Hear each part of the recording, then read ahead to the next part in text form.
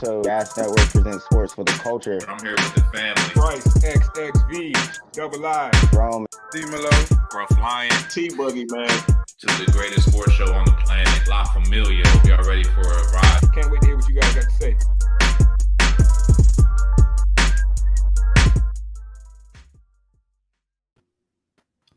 Welcome, everybody. Tuning in from wherever you tuning in from. La La Land, as I like to say. Hey, guess what? We are back. It's Gas Presents Sports for the Culture. The realest kids on the block. You feel me? I'm the host for the evening. My name's Gruff Lion. You can add me on the handle below. Shout out to my Eagles. Shout out to Jalen Hurts. Shout out to all the sleeping that's been done. I just want to say that we're first place in the division, so I'm going to enjoy my week, fellas. Top right, introduce yourself. All y'all niggas gonna have is a week. At Bryce, XXV, Double I, a.k.a. Mr. Big Leaguer, a.k.a. my mama's favorite gas panelist, a.k.a. I was born in 1991, but all I drink is 1942. It's how I'm feeling tonight, fellas. It was a rough week one. So I gotta pull up the 42 for y'all, man. Let's get it. Power episode. Let's do it, fellas. Hey, I feel you, man. You was just bare bottling it. Blue Cup scruff tonight. We on the Blue Cup Shot boogie glass, wave. Baby. Shot glass, baby. Okay. We take them straight over here. You're a respectable young man for that. Okay. Bottom right, introduce yourself. Poppy, child support Poppy. Poppy. It's your boy D-Melo. It's a rough week to be a Giants fan, but just know that after Thursday night, the man on top of me and the man that's not here gonna owe me some money. And make sure I gotta clean up the edge up, you feel me? Some of us got straight lines over here, you feel me? I need to make sure I'm straight out here. Yeah, you do need to make sure you're straight. Pause on that comment. This man said the man on top of me. I don't know who that is. I hope it's God.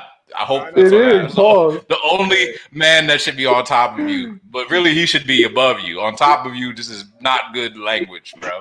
He in his bag today, man. His girl had her 4 kids running around. It was rough. Man. The drinks is flowing, I guess, on all sides, man. Baby formula for G. Bottom left. Hey, man. Baby face gangsters. Wash your ass. Hey, G, don't worry about it. I don't know who the man on top of you is, but it's working for Carl. The guy balled out. Hey, but let's jump straight into it, man. I see everybody cup in hand. I'm ready. Yeah, hey, thank you, bro. Thank you. Nobody trying to hear that Eagles shit, man. Facts. Ja Rule and Fat Joe, you bring up the Eagles? Ah, damn. Okay, I respect it. All right, so let's get into it then, man. We talking about Let's go. That's my boy right there. Oh, this guy's obviously delusional. That's what it is. Okay. Hey, man, I hope you have a geographic location that's close to New York. Otherwise, I don't see no reason to be, But if you're a loyal fan, I respect it. But yeah, rough weekend for the New York teams all around. But let's get into this weekend, fellas. First weekend in the NFL is week 1. We had some really great matchups. We had a lot of guys that surprised, and we had a lot of people that disappointed, I would say. But first, let's get into it, man. What's your biggest reactions from week 1? Who surprised you the most? T-Boogie, let's start with you, man. You know who surprised me the most? The entire Washington football team surprised me the most. I know this is gas. They get gassed up so often on this show. They surprised me the most time forward. But I should have known. They told me this team had the best front four, a top 5 defense, right? And they got aired out by Justin Herbert, who, I might add, was drafted after Chase Young. I think we might have a little buyer's remorse, on Chase Young with the way Justin Herbert just did him. 50 pass attempts. They told me Chase Young was better than Bosa. 50 pass attempts. I didn't even see a hurry. Washington football team. Biggest surprise of the weekend. What a letdown. Man, wait. I got to jump in, bro. T. Someone's butt hurt. All right. Start the show out with that. Come He the on, one with the man on top of him, so I don't really want to hear nothing with. I don't want to hear about your blood hurtness. Look at you, all bad at this shit. Hold up. T. Talk You to me. lost by 4 points, bro. Like, y'all almost lost to the Lions, bro. That's not true. Now it's not true. We the biggest surprise. I mean, you didn't cover the spread. That's all that matters. The whole league. Actually, we did. Listen, it was a tough loss. The real reason we lost is because our running back fumbled the ball in the fourth quarter on our own 4-yard line. I know you saw that, T, because you was obviously watching pretty close.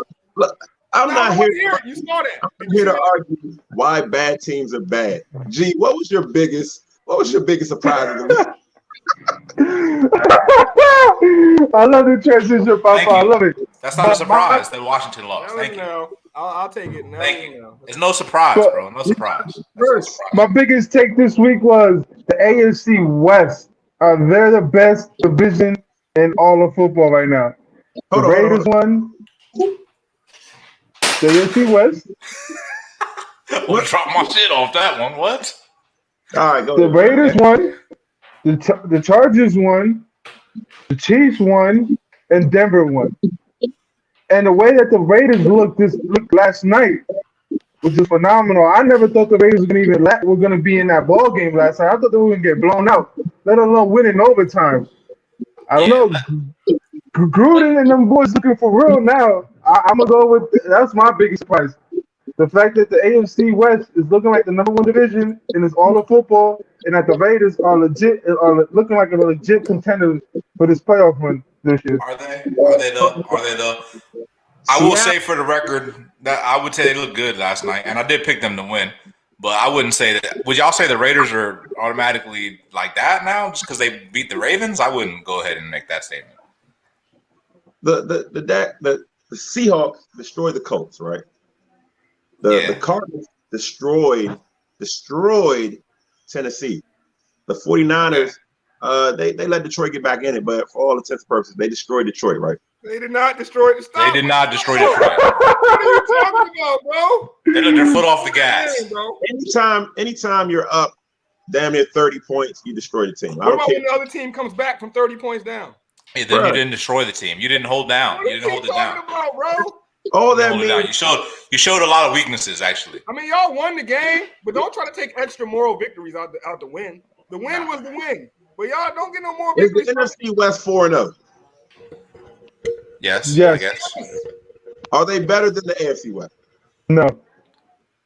Yeah, I'd say so. No, they're just as good with each other. How are the Cardinals better than the Raiders? How are they not better than the Raiders? First of all, they beat the Titans. That's a quality win. I thought the Cardinals and the Raiders just beat the Ravens. Is that not a quality win? No, they're hurt. What? It's a depleted team, but you know. A depleted what? A depleted running back team? Because it also has a running back. Besides that, I was more impressed with the Cardinals. Actually, the Cardinals were one of my surprisers. Actually, for me this weekend, the Cardinals were one of the better teams. Bryce, wasn't that your Super Bowl? I didn't expect them to beat Tennessee. The Cardinals. I thought they were one of the better teams.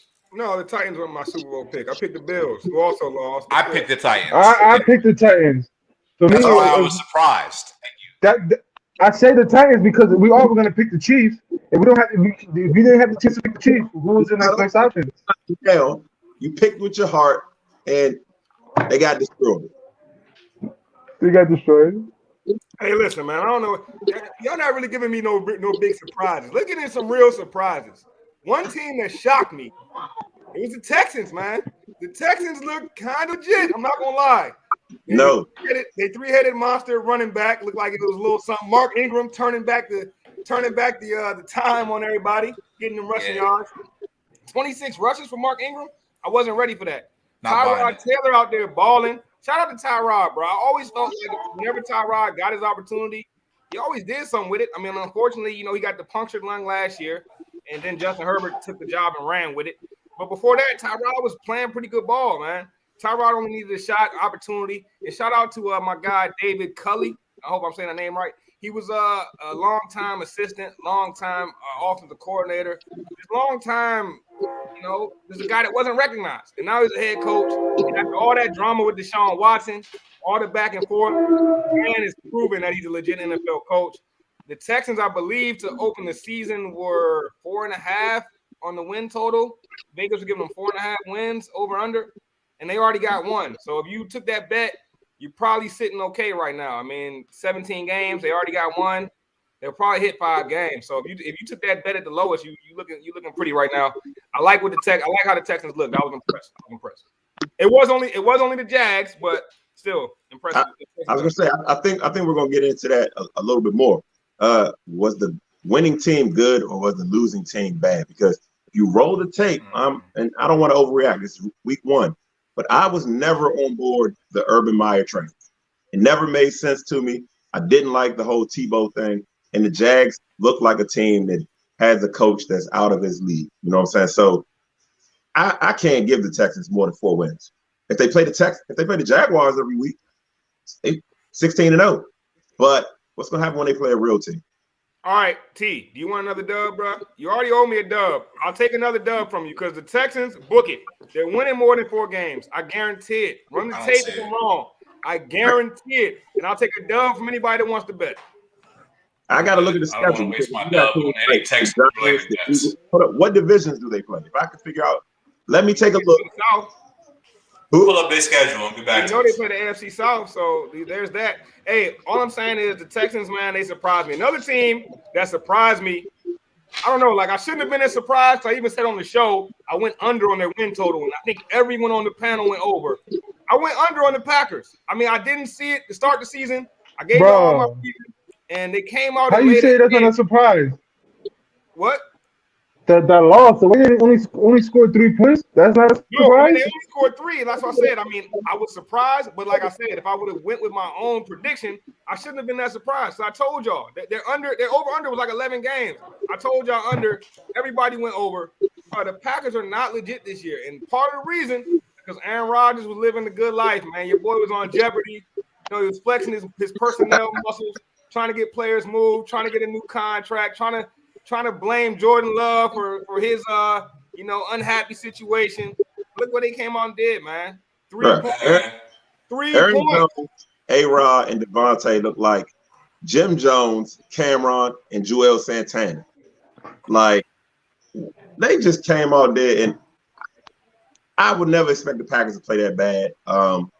Shout out to the Saints because I think the Saints are a much better team than people have given them credit for. I think Drew Brees leaving might elevate the team, but there's no reason A-Rod, an MVP, should come out there and play that bad. It's no reason. Agreed. Yeah. Agreed. Let's talk about that game, though. That was actually a great game. Actually, one of the better matchups, one of the bigger paradoxes Not of a the great league. game. I thought it was no. It's a great game from the perspective of it's a great game to talk about because what we got is Aaron Rodgers on one side, who is supposed to be the MVP of the league, right? Then we got Jameis Winston, who every one of y'all besides G, including myself, I wasn't sure what to expect from him, but he came out, he balled out. We got a guy that's locked in, a guy that committed to the team, and he handled his business. Aaron Rodgers is a guy that was half-assing throughout the whole offseason situation, thinks he could just show up and just, outwork the workers. Jameis been working hard, even putting them reps in, and it showed. And that's exactly what we seen on Sunday. I thought that was a good, at least not say a great game. What I mean is it's a great dynamic to discuss because did the Saints really just have a great game?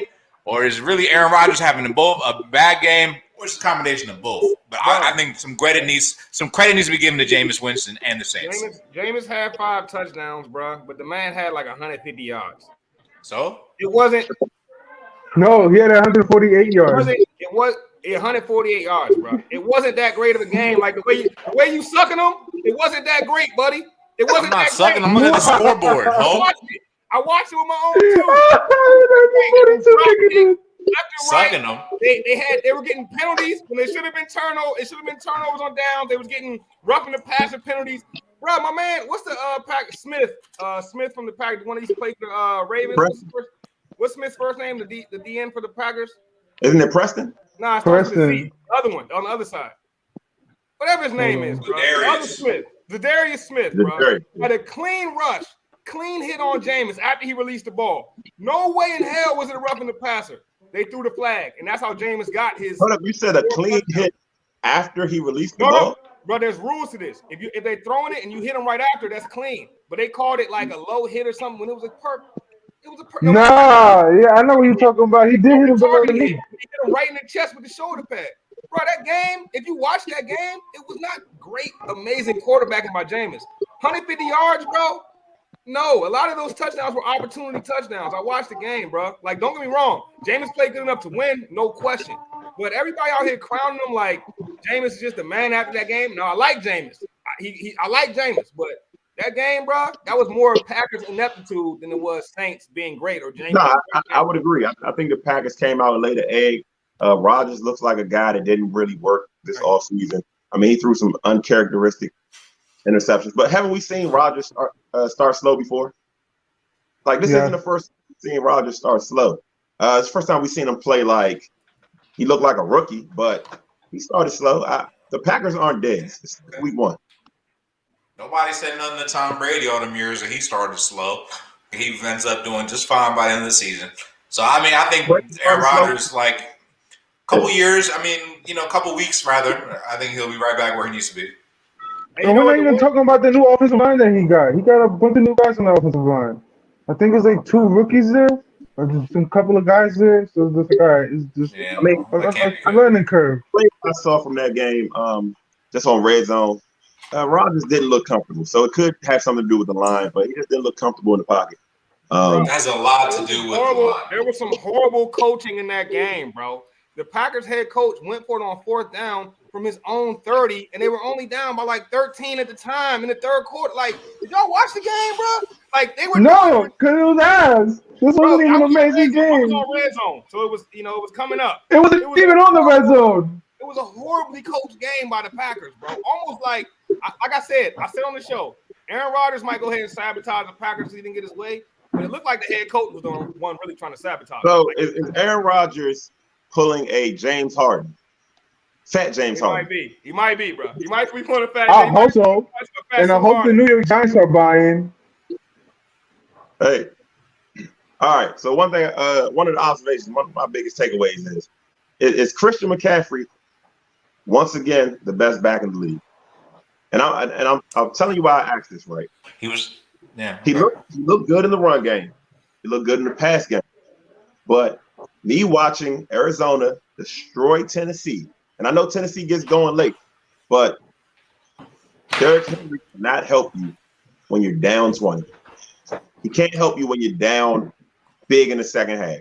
So is Christian McCaffrey the number 1 guy once again? All right, let me jump in right off the bat. So the fans know I'm not capping. All right, we was all in the fantasy league together. I had a number 1 draft pick. This is a great example. Who did I pick? I didn't pick Derrick Henry. I think the train's passing in New Brunswick, but I didn't pick Derrick Henry, man. I picked Christian McCaffrey. Christian McCaffrey is no question. He is the best running back in the league because he's an all-purpose back, right? It's one thing if you got a bruiser back, yes, but we seen what happens when the Titans were down big time in the first game, and then they got stuck. They got in a situation where they were down. Now you're relying on Ryan Tannehill to get you back in the game. Now Christian McCaffrey, if he's a receiving back, he's an all-purpose back, bro. If y'all down, you can pass, and he's gonna be your best receiver. If he's up, great. He can bruise you a little bit between the tackles. Yes, he can finesse, but you know what I'm saying, like, the dude, he's really an all-purpose back. There's no ins, abs, ifs about it. He is the best running back in the league, and if it's not him, it's not Derrick Henry either. It's probably Dalvin Cook if you're talking second best. Because to me, all-purpose backs is where it's at. You know what I'm saying? You get down, and what is Derrick Henry? He's reduced to nothing. He might as well be an extra offensive lineman. Now, keep in mind, this is just week 1. When it gets cold outside, and you got to play out, and you really need first downs, Derrick Henry value goes up. We've seen that. Christian McCaffrey was the best running back entering the season last season. He had an injury, and that's just the only reason why he wasn't the best running back, because he wasn't there. I don't know how Scruff feels that he can get away with this type of disrespect. This man just said Derrick Henry is relegated to being an offensive, might as well be an offensive lineman. Are you crazy, bro? Derrick Henry is still the best back in the league, bro. First of all, y'all, Scruff is the same man that just told me about overreacting on Aaron Rodgers. Then he tells me that Derrick Henry is an offensive lineman. I don't want to hear it, bro. Derrick Henry's still the top dog when it comes to running back. Is Christian McCaffrey a great back? Absolutely. Right. What do they say about your best ability? It's available. You can't be available to run when you're down 20. Guess who hasn't been available recently? Christian McCaffrey. So will this Christian McCaffrey wave last? We'll see this go around. But I know who doesn't get injured a whole lot. I know who's always there week after week. Derrick Henry. And like you all said about Aaron Rodgers and being a slow starter, Tom Brady being a slow starter. Guess who's a historically slow starter? Derrick Henry. See, you alluded to it. Once it gets cold out, once it gets to the last 5-6 weeks of the season, I told y'all this before. Check Derrick Henry's stats in the last 6 weeks of the season. Guaranteed a 200-yard game. Guaranteed a couple buck 50s. Guaranteed a couple 3-touchdown performances, bro. And you know what it is? It's dominating. It's the ability to dominate a game, bro. The ability to dominate a game is what makes you the best, in my opinion. And Derrick Henry has boy, McCaffrey just played the Jets. I'm talking about the Jets. Where was he? Okay. But where was Derrick Henry this week? Playing the Jets. So he was healthy. He was on the field. But what contribution did he have when the team needed to bounce back for a win? Where was he at then? Bro, okay. If you're down, this is football, right? This is life, Madden, bro. Hold on. Some of you play Madden. Scruff will play Madden, get down 24-6. He'll start passing and start throwing picks all crazy. Because you're just like the Titans coach. If I get down in Madden 24-6 at half, guess what? I'm still running that rock every single play. There's no reason Derrick Henry should ever only finish with 17 carries, bro. I don't care. So Derrick Henry should never finish with 17 carries, bro. Ever. If he doesn't have over 20, it's a coaching issue, bro. It's a coaching issue. I love it. Bottom line, point blank, period. Yo, my man, we seeing a lot of that going around, though. With running backs, they got to have a certain amount of carries, and that's the problem. Though, but if you have the best running back in the league, but that's why I said Christian McCaffrey is a better running back, because ultimately you can't, even if you're down and you have to pass, you can still turn to him in the game plan. What good is it having a one-dimensional back? Because it's only going to suit you when it's the right situation. But he's I need playing a the guy Jets. who can play in all situations. It's not all the Jets, bro. You know who Christian McCaffrey bro. is. Okay, we're Chandler talking about Jones all went nuts. overall. Chandler Jones just had 5 sacks in that game. Right. And you can't have it both ways, bro. You point at who certain teams are playing, but when Christian McCaffrey goes AWOL against the Jets, who cares if it's the Jets? No, bro. Your man is playing the worst team in the league from last season. The second worst team in the league from last season. He ain't balled out. He didn't even go over 100 yards rushing. So he didn't really ball out. He had a Christian McCaffrey-like game. I mean, his fantasy points look good to me. 150 total yards, probably 2 tuds.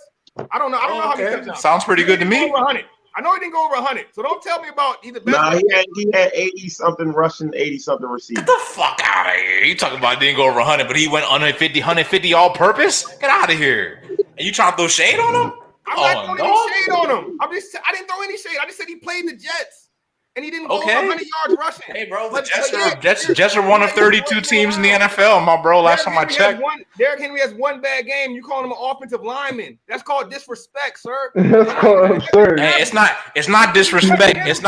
Maybe it's a little disrespect, but a little disrespect comes when you overrank guys, bro. He was never number one. He was offensive player of the year last season. What are you talking about? In the season where the best offensive player was hurt. Okay, bro. All right. Hey, who was the best offensive player last year? I'm 42. Last year, maybe Derrick Henry. Most likely, really Aaron Rodgers. But what are we talking about here? I'm just saying that who's the front runner to win it this year? Probably Christian McCaffrey. No, hell no. Scruff has a really good point. If you had to lay a bet right now, who would be Look it up. MVP? I'd probably lean McCaffrey. I probably lean McCaffrey over Henry. I don't know about MVP because the press be on some bullshit. But well, either way, definitely offensive player of the year. All Between the backs, yeah. All right, let me jump backs back. Don't win MVP. Let me jump back to the teams really quick. I don't want to leave this team out because I thought out of every team this week, outside of the Chiefs, this team looked the best. The Pittsburgh Steelers. And I thought they didn't even play as well as they will eventually. And the Buffalo Bills, who Bryce, that was your Super Bowl pick, right? Still is. Still is. Okay. Could not get going offensively. Now, I had them going to the Super Bowl, though. I didn't have them winning it. All right, but you have them going. But now it's looking a little bit like it might be tough to get past the Steelers. Mike Tomlin is back at it. No love for the Steelers. It's not looking like that. Also, Christian McCaffrey didn't have any touchdowns. I just want to throw that in there. But it's not looking like that, bro. Week 1, bro. I'm done. I don't do the week 1 overreactions, bro. I don't do week 1 overreactions. I don't get me wrong. I'll comment on what happens. I'm down for that. But when we start overreacting and saying, "Oh, this team is done after 1 week," bro, like what are we doing here? Done. All I said was the Steelers look good. Yeah, but you question the Bills. You just question the Bills' Super Bowl aspirations. Like they have. You know why? Because you have to go through Pittsburgh. You're going to have to go through the Chiefs. The two teams I thought looked the best, you potentially have to go through them. Okay, the Chiefs looked the best in the second half, but in that first half, the Browns are getting that ass. I watched that game won too. The Super Bowl by looking the best in the second half. That's a fact. But I'm just saying, my point is, if you watch that game, Chiefs fans were the vibe in Arrowhead wasn't what it usually was, especially in that first half, bro. The Browns came out. The Browns did come out strong. They scored. They got a 2-point conversion. They took the air out the sails. But in the end, Mahomes and Tyreek were Mahomes and Tyreek. Yeah, Mahomes' greatness is superseding everything right now. The man is. I held on for as long as I could, bro, because I'm stingy when it comes to giving out the number 1 ranking. You know what I'm saying? I feel like you got to earn it. But at this point, I have no problem saying Patrick Mahomes is the best quarterback in the league. Last year, I was still giving it to Brady. The year before that, I was giving it to Russell Wilson. But right now, Patrick Mahomes is definitely the best quarterback in the league. I can't take it from him anymore. I can't argue it anymore. I watched that game closely, and your man is unbelievable. Now, yes, definitely. Now, I do not think that equates to another championship run. He's made it 2 years in a row. Once you make the chip 3 years in a row, like not even just winning it, just making it 3 years in a row, that's a different level of elite, bro. Because the NFL is so much parity. It's so any given Sunday that if you make it 3 times in a row, that's just craziness, bro. And at this point, I don't think that'll happen, which is why I'm still leaning towards Josh Allen and the Bills come out of it. I think they're gonna have to adjust though. Josh Allen and the Bills got some things they got to work on for sure. But you said he don't making it 3 times in a row. I agree. It's tough to do. But what we're not speaking about is that he made it more or less majority of the times, and he's only been in the league for 4 years. And guys, quarterbacks particularly can play 15, 13 plus years. So I'm thinking he'll have plenty of opportunities to get back. So saying he won't make another run or whatever. Yeah, this season maybe, but like I don't want to say he's gonna win it every damn season, but bro, he's young, bro. He's got a long time. He'll win. He'll win again. Time. He'll win again. He'll win at least 2 more chips. I'm not ready to say how many chips the man's gonna win, but I'm ready to say it. If he makes 3 in a row, say it with your chest then. Because of what I understand the NFL to be, bro. The any given Sunday nature of the NFL, the one injury ruins everything in the NFL. If Tyreek Hill goes down or Kelsey goes down, we really got to see who Patrick Mahomes is now, right? I don't think so, though. Like, I think that he's greater than the sum of his parts. Okay, maybe. But all these nuanced things, bro, make it so much next level when you do something like go 3 times. I'm not even saying winning 3 straight. What Brady's done is just ridiculous. You know what I'm saying? I don't think he'll touch Brady's championship number. I'm on record saying that. I don't think so. But if you go 3 times in a row in the NFL, bro, that's ridiculous to me. That's like unbelievable. It's almost unbelievable based off just how the league is made to be, bro. It's literally made for any team to make it each year. So if he does that, he's already on GOAT status. He's already like, I don't put him in GOAT status like some people. But if he does that, I'll start talking like he's up there as one of the top 5 greatest quarterbacks of all time. I mean, you can't put him in GOAT status, but he's in pole position to be a GOAT. I'll say that. Hey, hold up. Random curveball. I know we talking about vet quarterbacks. Who was the best looking rookie quarterback this week? Best looking rookie quarterback. Well, I mean, we're only talking about a couple. Then we're only talking about what? Zach Wilson, Mac Jones. Who else? Zach scored. Trevor. Mac scored. Trey Lance scored. Justin Fields scored. Well, I think the best rookie quarterback was Trevor Lawrence. Trevor Lawrence had a strong first half. But he didn't finish strong. But it's tough. I think Trevor Lawrence looked the best. I didn't get to watch too much of his game, though. I didn't watch too much of his game. I did see a good amount of Mac Jones' game, and he looked pretty good, too. He looked pretty good.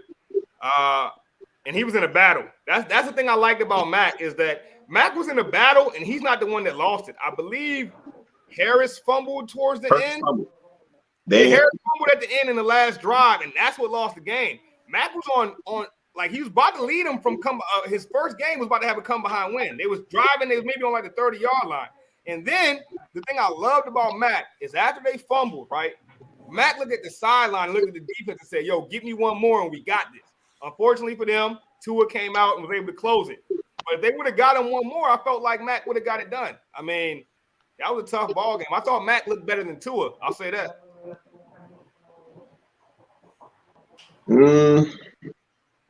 Tua, bro, honestly, I was thinking about this earlier today. I was analyzing all the games from the weekend. I was thinking about all the Alabama quarterbacks in the league right now. And I got to say, like, everyone thought that Tua was going to be – this is like my overreaction. And all the people that already don't like me because I couldn't pronounce Tua's name, I hope you're watching. Because I don't know about Tua, bro. Like, I really don't. Like, he might be the worst Alabama quarterback in the league. It's legit. Because, like, I think Mac Jones is going to have a brighter future to him. I think Jalen Hurts is going to have a better future than him. I just don't see Tua being – I don't say now he's being successful. I just don't think that he's as good as we thought he was. That's all. I think Justin Herbert is definitively better than him. I think Tua is better than Jalen Hurts. You think Jalen Hurts is better than Tua? Yeah, I think he's got more sauce. Because he beat the Falcons? I think he got more sauce. What does that even mean? It's not about the Falcons. It's not about the Falcons. It's about leadership skills, brother. It's about leadership skills, bro. That's the thing. If we gonna, this is I guess my moment to talk about Jalen Hurts. So I'm gonna speak on it. All right. I'm gonna speak from a Philadelphia standpoint. All right, from what I've seen. Right, Jalen Hurts versus Carson Wentz. That's the first comparison. Carson Wentz is the guy that had all the talent. Carson Wentz is the guy that had all the talent, right? But he didn't have the intangibles when it came to being a leader. Jalen Hurts is a guy who people might say that he's lacking in certain skill sets or whatever the case may be, and they want to nitpick at him. But ultimately, like, leadership is something. People rallying behind a certain guy is another thing. That's what reason why Nick Foles won a Super Bowl. I'm just saying, like, Jalen Hurts has a certain electric characteristic about him, and that's really the main reason why I like him. The thing about Tua is Tua has kind of like this like aura about him, and that's why he was like elevated the way he was. But like I think people have, it's like stocks. They hit their stride at certain points. I think Tua's stride might have been in Alabama. And then the thing about Jalen, I think Jalen's a guy that takes lumps and he gets better. And that's what he did when he left Alabama and he went to Oklahoma.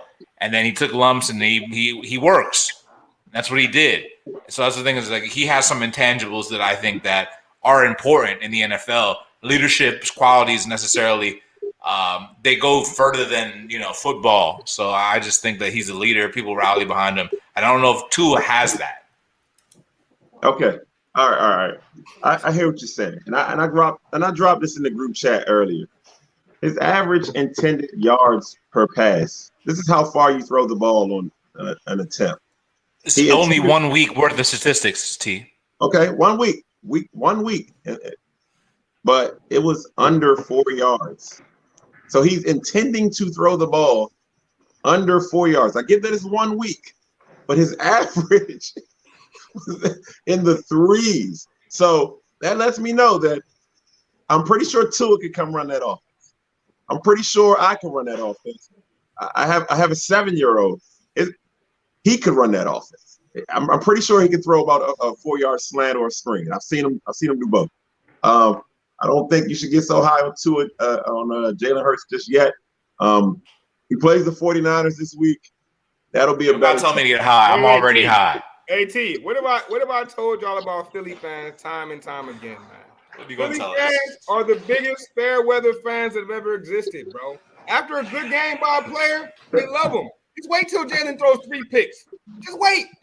Wait till there's a 3-pick, 150-yard game, and watch how Scruff comes on here, bro. I've seen this time again. Nah. It's different, bro. It's different. Nah, it's not the same. He never had any leadership. Not the same. Not the same. It's not the same. It's not the same. It's not the same. The difference between Jalen Hurts and Carson Wentz and Ben Simmons is night and day, bro. These guys, Carson Wentz and Ben Simmons, are guys that had. I'm running the tape. I'm running it right now. Ben Simmons and Carson Wentz are guys that we had high hopes for, but we diva'd them. We turned them into babies, and we catered to them, bro. Jalen Hurts got nothing. He didn't get no seal of approval this whole offseason, bro. He worked his ass off with no approval, and he did it the right way, and he continuously does the right things and says the right things. Carson Wentz, throughout the whole tenure in Philadelphia, he did not always say the right thing. Ben Simmons damn sure didn't do the right thing or say the right thing. It's just different, bro. Bro. Look, I'm I'm Run the fucking tape.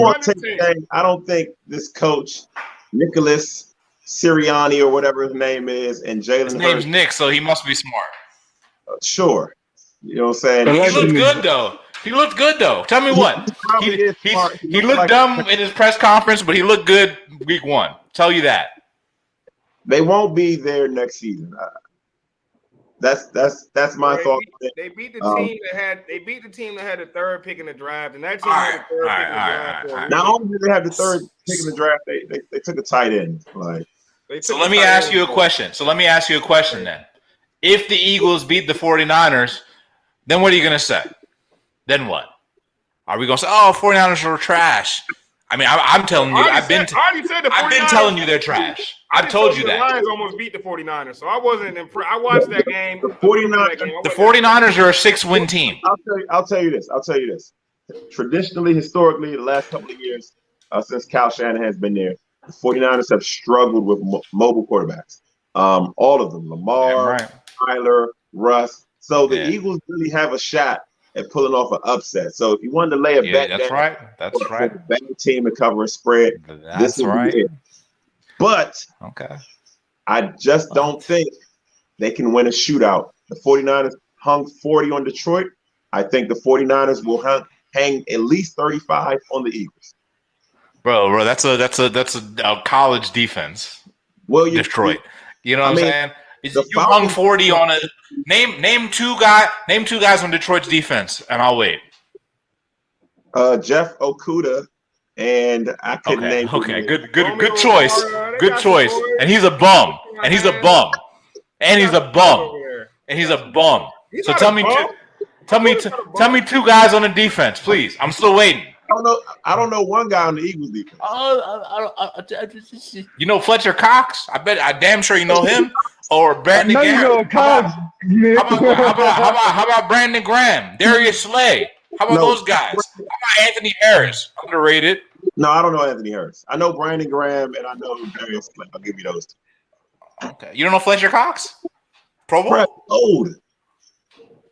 He probably played with London Fletcher. Stop it. Bro. He did though. This is a typical. Just remember this, everybody. All the loyal gasaholics. Just remember this moment. This is the reason why I say run the tape. If you need any proof about a Philly fan, go back and watch what Scruff said about Ben Simmons in the past. Go back and view his love affair with Carson Wentz in the past. This is what Philly does. They love you when you go on top. They hate you when you go to the bottom. That's what they do. It's a difference, man.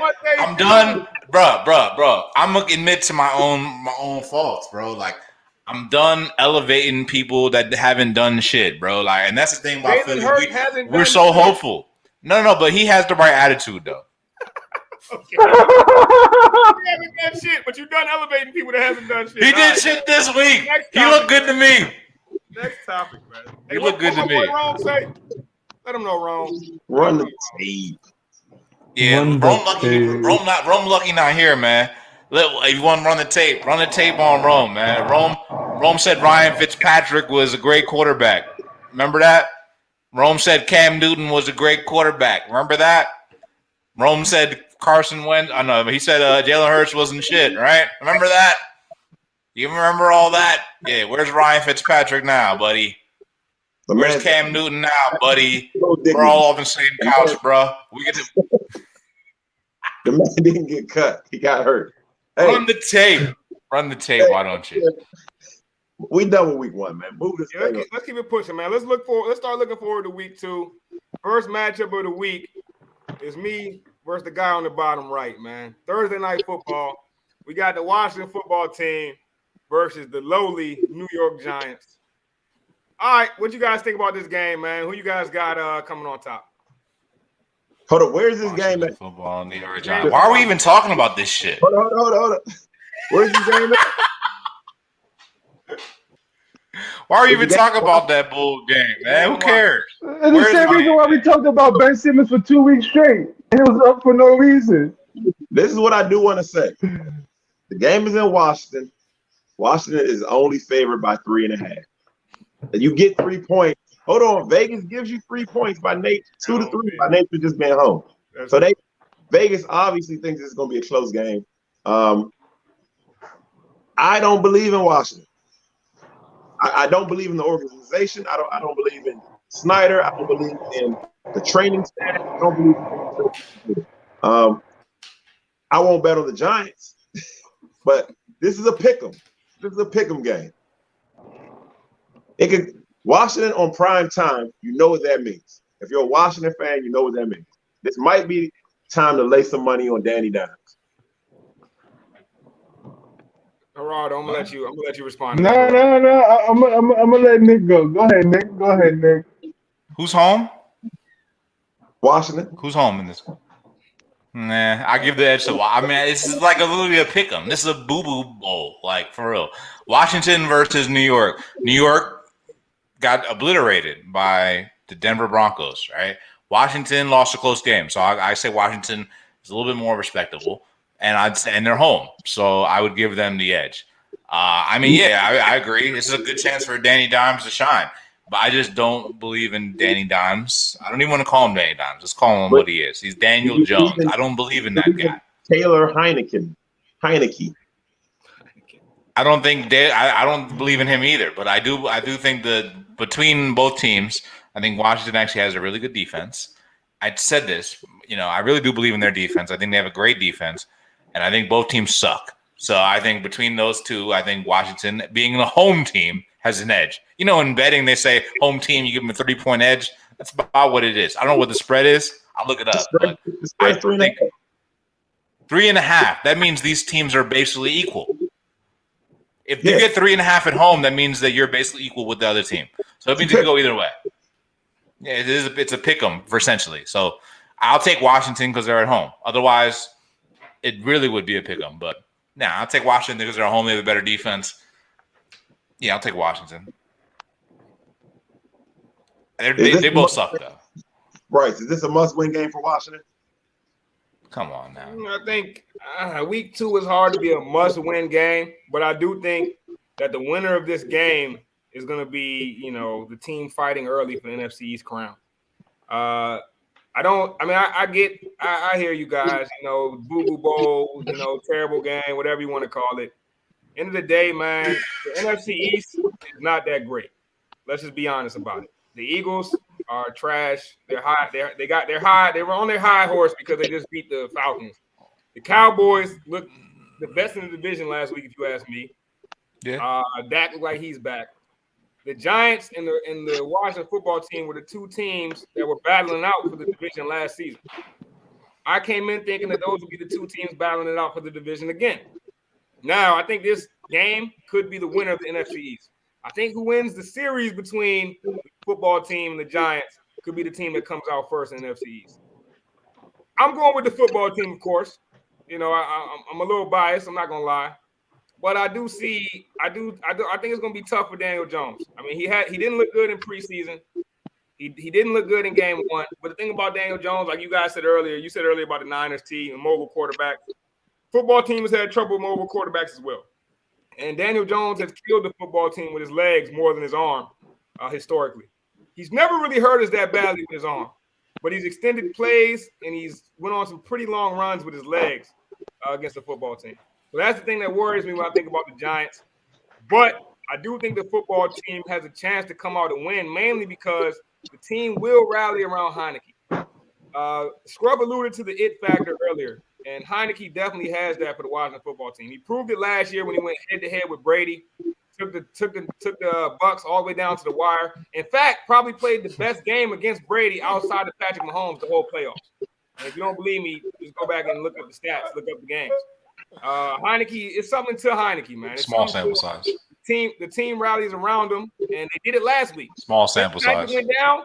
The football team had 0 touchdowns when Fitzpatrick was in. As soon as he goes down, Heineke comes in, gets a touchdown, just about immediately. Sample size. You're the guy that's parading Jalen Hurts after one game. You're talking I am consistent. You guys consistently weren't giving. You guys consistently said it was a small sample size. So what am I going to say? You think I'm just going to let you rock with this shit? Just listen, buddy. The guy you're the same guy. You're the same guy that's telling me about Jalen Hurts and how great he is. Okay. Taylor Heineke was in the playoffs last year. Jalen Hurts. He didn't get him to the playoffs. He was just in the playoffs, legitimately. He inherited a playoff game. He didn't do anything to get there. He just fucking landed in the playoffs. Oh, congratulations. Taylor Heineke was going some very storm the Capitol type shit. He inherited a playoff game. He didn't do anything to get there. Okay. As I said, Jalen Hurts eating popcorn. Taylor Heineke was going head-to-head with Tom Brady and had the best game out of any other quarterback against Brady. Hey, had Jalen Hurts been popping his own corn all season and not Carson Wentz's, then maybe he would have had a chance. Listen, all right? and what I'm talking about is facts. I'm not over here guessing. I'm not over here speculating. I'm talking. He played in the playoff game. Okay. I'm talking. Did he earn the playoff game? Did he do anything with the playoff game? He inherited. He walked into a playoff game and he played decent. Okay, great. And what my man Rome said. I'm gonna defer to Rome on this one, man. Scruff, let's hear from Scruff, man. I'm deferring. Rome is the worst quarterback evaluator on the planet. Are you kidding me? Facts over feelings. This guy Rome. A lot of feelings coming from Philly consistently. Not too many facts. Not too many facts in the top left tonight. A lot of feelings though. Coming with facts.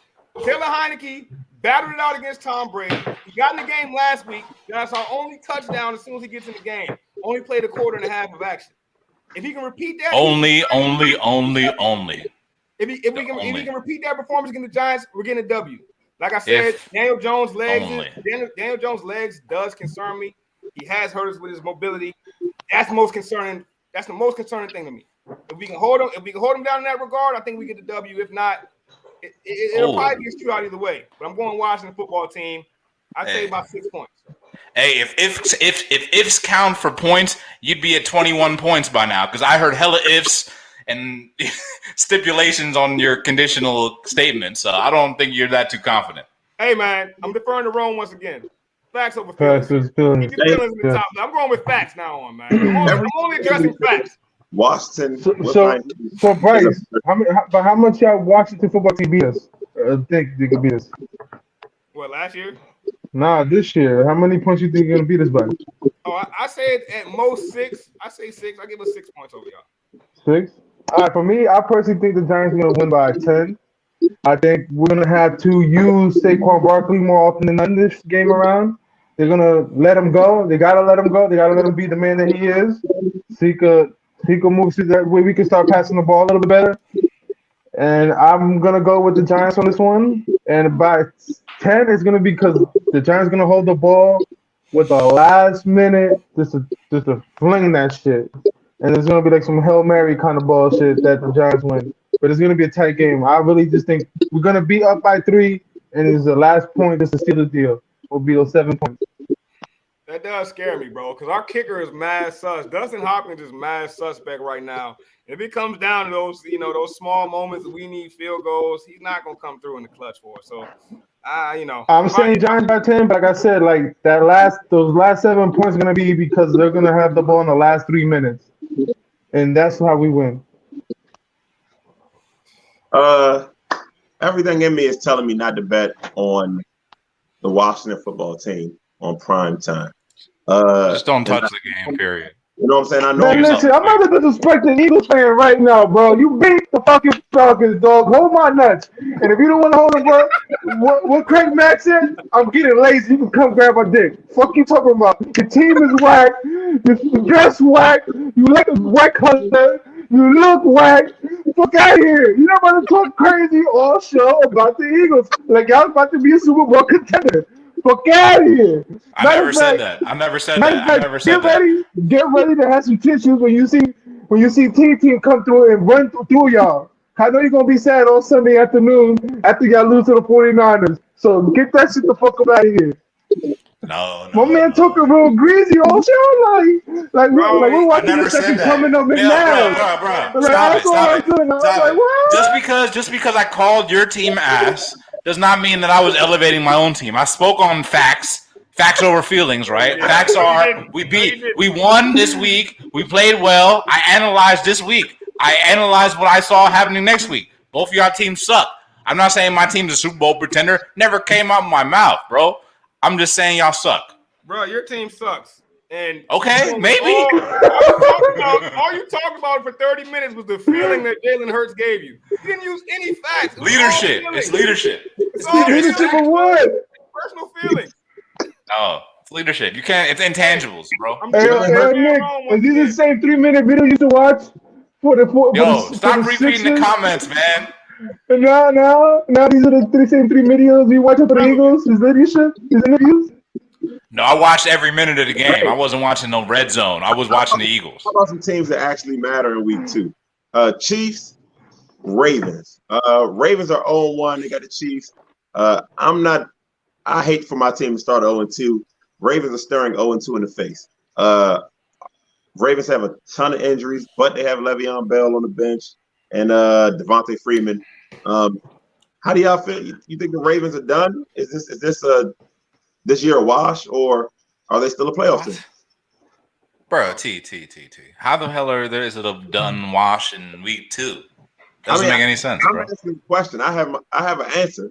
And they are done. No, they're not done. No, it's not washed. No, none of that stuff, bro. They lost the game. Okay, bro.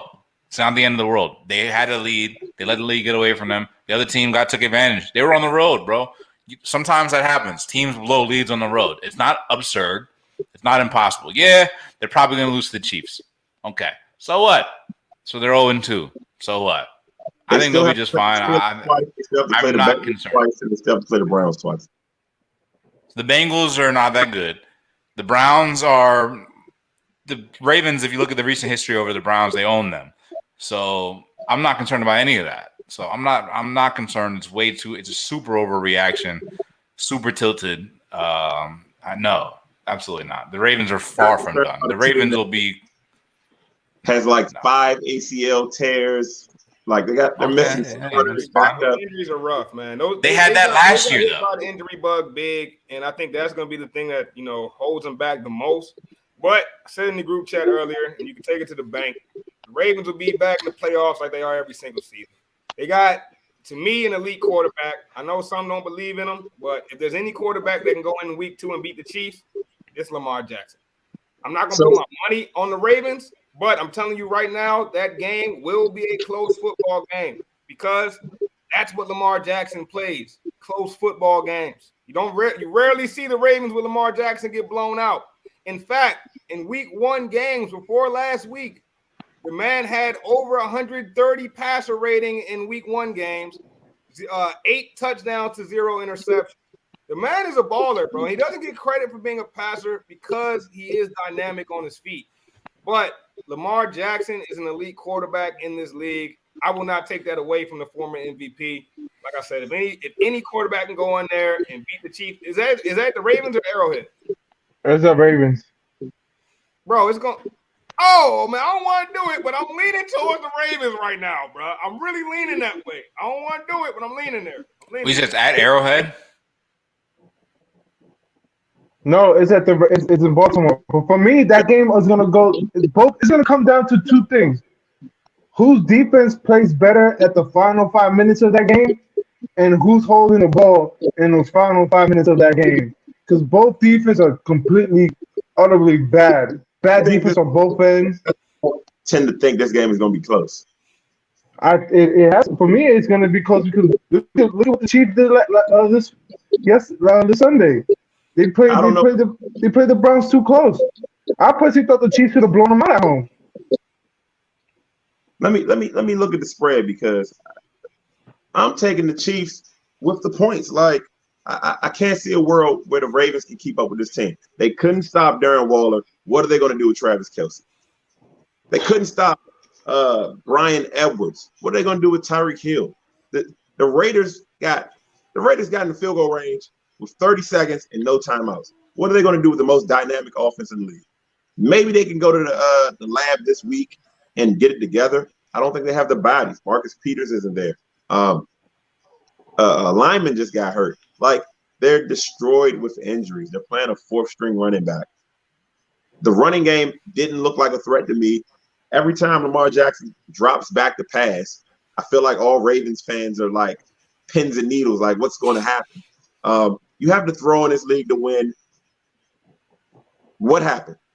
He ends up trying to run. Let's put it like this. Let's think about it this way, right? The Ravens were game planning all season, expecting to have J.K. Dobbins. Then he went down, and they had Gus Edwards, and then he went down. So everything they game planned for going into the first game, scratch out the window, right? So now they're starting from scratch. They've got it. They're able to game plan without, already knowing they don't have those guys. They still took the Raiders to overtime. T, you kind of talking like the Raiders bullied the Ravens a little bit, but that didn't happen. This was an overtime ball game. It was a close game. Like Scruff said, the Ravens were winning initially. The game went down to the wire. I mean, I don't see it. I don't see it that way. Now, I did watch those Chiefs. I didn't watch the whole. I didn't watch the whole Ravens Raiders game, but I did watch the Chiefs Browns game. And like I said, man, the Browns looked very impressive in the first half. If you let Lamar Jackson look like that in the first half, he's not going to fade away in the second, bro. He's going to start killing you with his legs in the second if you let him pass the way the Chiefs let the Baker pass in the first half. So they better be careful, man. They better be careful, especially with the Ravens at home. They Browns their shoulder. had a threat of a real running game. The Ravens don't. You don't have to stack the box at this point. Lamar Jackson is the threat of the real running game for the Ravens. Yeah, Right. You got to respect it. You got to respect it. Chiefs are a 3.5-point favorite. Take the points. Take the Chiefs with the points. 3.5 is good. It's a good. You don't really get that often, so I would probably take the Chiefs with 3.5 too. To win by 4? Yeah. Now, I mean, this game, Ravens play close games because they play ball control. They slow the ball down and they play defense. They did not look like they had the ability to play defense. That's the biggest thing you notice in that Raiders game. When it was time to get stops, they could not get off the field, and that's uncharacteristics of any Ravens team you've seen in the last 10 years, probably. They couldn't get off the field. And I just think the Chiefs are going to feast. And I don't know. We have a gas pick'em league, and it's against the spread. I don't know. Some of you guys didn't do too well. Some of you guys I'm going to go whatever T said. My man went, 10-7 or 10-8? 11-5. Don't disrespect. 11. Oh, excuse me, dog. Excuse me. It's only week 1, so let's not overreact. But I just think this is a bad matchup and a really horrible time for the Ravens. If they were playing any other team, I think a week, like Bryce said, is enough time for you to get a new game plan. Work some of these guys in off the practice squad, get Le'Veon Bell up to speed. You cannot do that with a team that just is coming from the Super Bowl. You can't do that. I just don't see it. Sorry, Ravens, you're starting off 0-2. We'll see. I think it's going to be a close game. I'm expecting a good one. And like T said, we do have the Gas Fans Challenge. It's the panel versus the fans. Not only do we have the Pick'em League, we also have the Survivor League. You got real in the Survivor League week 1. We had some early exits in the Survivor League week 1, man. They don't call it Survivor League for nothing. Everybody can't survive in that one. But let's move on. Let's move on, man. Enough of the NFL. We went into that for a whole hour. Hope y'all enjoyed that talk. Let's shift to a sport that's not getting a lot of talk right now. It's off season, obviously, but it'll be back next month. Let's get into the NBA for a second. And John Wall, and not just John Wall, but John Wall's future. The Houston Rockets and point guard John Wall have come to an agreement that they will work on a trade together, and John Wall will not start the year playing on the active roster. So even if he doesn't get traded, he'll start off just away from the team while they work on a deal, trying to get that $41 million contract on up out of there. They don't want that contract in H-Town, and I can't say I'm mad at him. So what do y'all think, man? Is John Wall done? What's his future? Let's get into it a little bit. Where y'all think he lands? Does he land on his feet, T? No. I don't know. What's John Wall? Like, what his knees are beat up. Like, what's John Wall's feet at this point in his career? Will he kind of go to a team and be like Derrick Rose is now? I don't think so. I think John Wall's role is either going to be on a very, very bad team or a backup on a team that's going to make a run. I don't see him as a guy that's still that you can start and expect to play your team to victories. If you want John Wall, you really want him as a rotational piece or to sell tickets at this point. And I don't even know if he's selling tickets. So I don't – the contract is crazy. I get why Houston doesn't want to play him. I don't know who's willing to take on that contract and that talent at this point. So, no, I don't think he lands on his feet. I think it's going to be hard for him to find a spot where they actually let him have a role. I mean, because what was wrong with Houston? Nothing. Well, Houston's got those young boys they want to start building around Kevin Porter and Jalen Green. So, I understand it. They don't want the usage up for a veteran. I get it. You got to let those young guys grow. But, I mean, John Wall in 32 minutes last year averaged 20 points, 7 assists in just 32 minutes. That's still playing at a high clip on the NBA level, man. That's not easy to do, especially in just 32 minutes, bro. I think John Wall still has a future in this league. I think he just got to get to the right squad. And if you put him on a team that's already pretty built up, you telling me that John Wall couldn't give you something similar to what Drew Holiday just gave you? No, not even close. What team needs what team is a John Wall away from a championship? Can I answer? If the Heat had John Wall, that would be pretty tough. Boston would be a good choice. Boston is the only choice. It's not Boston, the Sixers. To be honest, Philadelphia would be a good choice. I'm gonna jump in on this one. I like Boston. And I'm out on. I think Boston would be the best choice. But the thing about Boston is this: Boston would be a great choice if they can maintain their pieces, right? But like if you're Houston, you're trying to trade John Wall. I mean, maybe you trade him for nothing. But like right now, the way I see it, just from my perspective, like Philly's been trying to trade Ben Simmons, right? They haven't been able to get the right value in the situation. They can't get fucking shit for him, to be honest. Like it's pretty embarrassing. But like at this point, like a team like Houston might be a great destination, because they have a young team. They're building a young team. I don't buy the whole narrative of you want to let the young guys shine, because John Wall's not a guy that's going to take anyone's shine. John Wall's a creator. So if anything, he's going to create for the young guys. They just don't want John Wall. That's what it comes down to. They just don't want anything to do with him. That's why they're trying to trade him. So at this point, he could join a team that's already just a piece away. Because, like, what was Philadelphia last season? They were in the mix right there, within reach of the conference championship, and they had a point guard that was literally non-existent. So if you had a guy at least that was just somewhat existent, which John Wall is, maybe he could make a difference. So I think there's somewhere for him. I just don't know where yet. And honestly, maybe Philly makes sense because, like, you got a guy that has a horrible contract, but then you got Ben Simmons, who were literally it's in between that rock on a hard place, and they're kind of forced to get rid of him. At least the salaries might match up, and you actually have a point guard who's not scared. Is he going to be hurt? Is he a shell of himself? Maybe. I don't know yet, but he's not scared. I wouldn't be mad at the trade. Like, if you managed to flip Ben Simmons for John Wall and a bunch of picks, I wouldn't be mad at it, but better be some other picks or something involved. That's all I know. That's not the piece that's going to put Philly over the mark. It's not. But I like the Boston, but John Wall, I don't know, bro. I don't know. I don't think many people can do what Derrick Rose has done with his career. I don't like how it looks for John Wall now, because if John Wall is that creator, like you said, bro, why don't they want him? If he can come in and get 7, 8, 9, 10 assists, they have a bunch of perimeter talent. He would fit, but he doesn't. So it's a health concern. I don't think it's so much about his production. I think it's so much about his health concern And the money gonna have to give a player that might have to come off the bench. The The Great Wall of China. That's hilarious. The thing about Wall, the reason the Rockets don't want Wall is because as great as Wall is, and John Wall is one of my favorite basketball players from the last 10, 15 years. As great as he is, though, he's a ball-dominant guard. When John Wall is in the game, for him to be John Wall, for him to be the distributor that he is, he's not going to be able to be off the ball.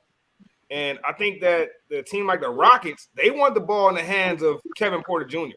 They want the ball in the hands of Jalen Green for 70, 80% of their possessions. And John Wall is the type of guy that he needs 60% of the possessions to be himself, to get 7 assists. He can set up, he can create, but he's not an off-ball player. And I do agree with you to an extent, T. It's going to be hard for him to become that, kind of do what Derrick Rose in his career. But I also believe that if you put John Wall on, there's a few teams out there, if you throw John Wall on there, he can still ball out, especially if there's some veterans surrounding him that already kind of understand the spots they need to be in to be successful with a John Wall. I mean, if you look at his career, he's gotten guys paid. He's gotten shooters paid just for being shooters. all things being even, he can't shoot. He's not as explosive as he used to be, and he's not the defender that he was. I disagree with the defender part. I disagree with that. I watched him in Houston. He still averaged the same amount of blocks a game. That was always his thing, the chase down block. He's still getting the chase down blocks. He's still the same guy on ball. He was never an outstanding on-ball defender anyway, but he was always great at help defense, could always get steals, could always get blocks. He's still that, in my opinion. The thing that he's missing the most, I will agree, is the speed. He doesn't have the exact same speed he always had, and that was always a big part of his game. But the distributing is still there, scoring is still there, and I still think John Wall can be productive in this league. There's no doubt in my mind. All right, so my last point on John Wall. Why aren't guys campaigning to have John Wall on their team? I say the same thing about Russ, and then look, LeBron wanted him. If there's a talent to be had, especially a veteran talent, why aren't these teams that kind of have a good nucleus already saying, hey, bring John Wall in, the Nets, maybe even the Heat? Like, why the Celtics? Why aren't the players? We don't know that. There's a different there's a difference between Russell Westbrook, though. It's a difference, though. Russell Westbrook, you could say maybe there's issue with chemistry. Maybe you could say there's issue with play style. But one thing you can say about John Wall, maybe those issues exist as well. One thing you could say certainly about John Wall is he has injury concerns. You can't say that about Russell Westbrook. Westbrook hasn't missed any games. LaMarcus Aldridge is coming off of a heart issue. Marcus Aldridge is getting paid less than him. He's getting paid the veteran minimum, and John Wall is getting paid a lot. He's getting paid Chris Paul money. Very good point. Put John Wall on the Heat, and you'll see something. John Wall and Jimmy Butler is a problem. Put John Wall in the Heat, you will see something. This guy will be on Ocean Ave going. Wait, didn't they sign Kyle Lowry? What team Kyle Lowry signed with? You put him in the Heat if you want. Rose Bar Johnny, man. Yo. Is Kyle Lowry on the Heat? Yes. John Wall got no business on the Heat. Get the hell out of here. He ain't no Kyle Lowry. John Wall's better than Kyle Lowry. What are you talking about? No, he's not. Get the fuck out of here. Bro, what? Kyle Lowry has a championship, bro. Yeah, Kawhi Leonard gifted championship. Yes, hey, that's more than John Wall's ever done his entire career.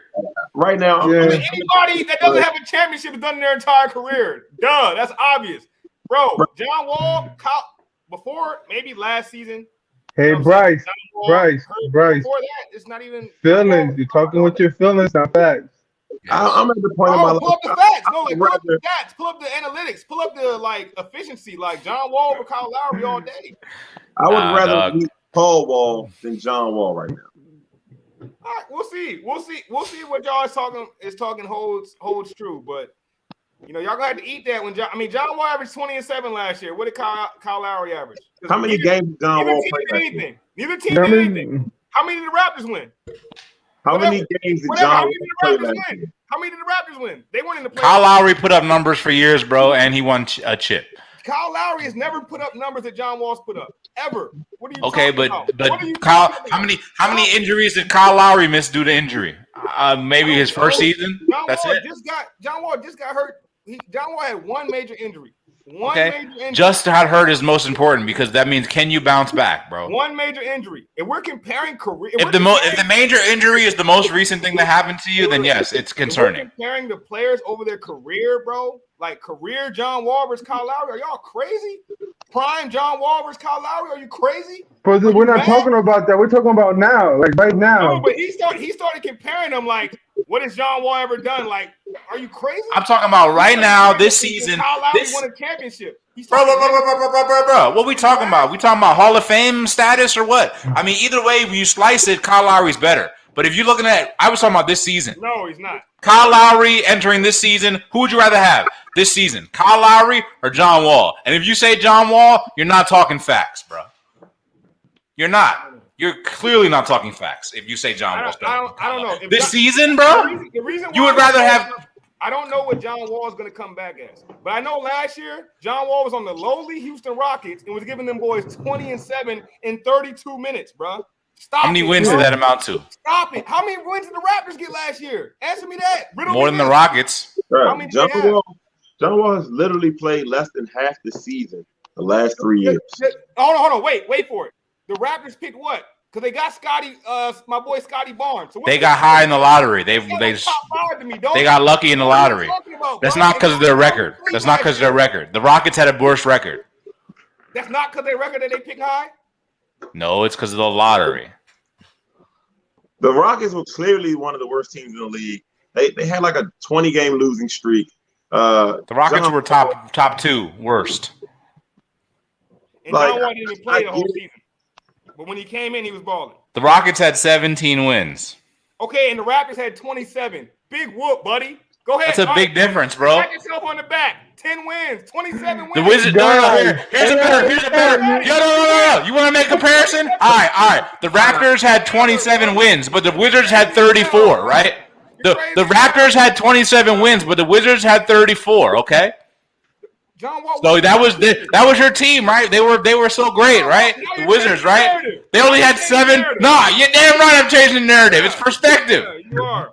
So they were 10 wins. So they were 10 wins. So they were 10 wins better than Houston, but they were only 7 games worse than Washington. So where were they really? They were really in the arm's reach of Washington, which was your team. That was a playoff.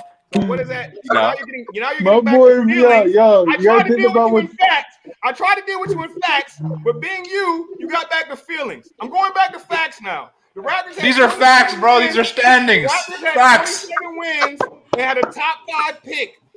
They had a top. They took Scotty Barnes, so I know they had to have a. No, that's the lottery, bro. How does the lottery work, sir? You get more. That means the lottery works like this. You get ping pong balls. Yeah, but the way the ping pong balls bounce doesn't mean anything. Motherfucker, y'all would have been in the lottery if you were one loss away from being in the lottery.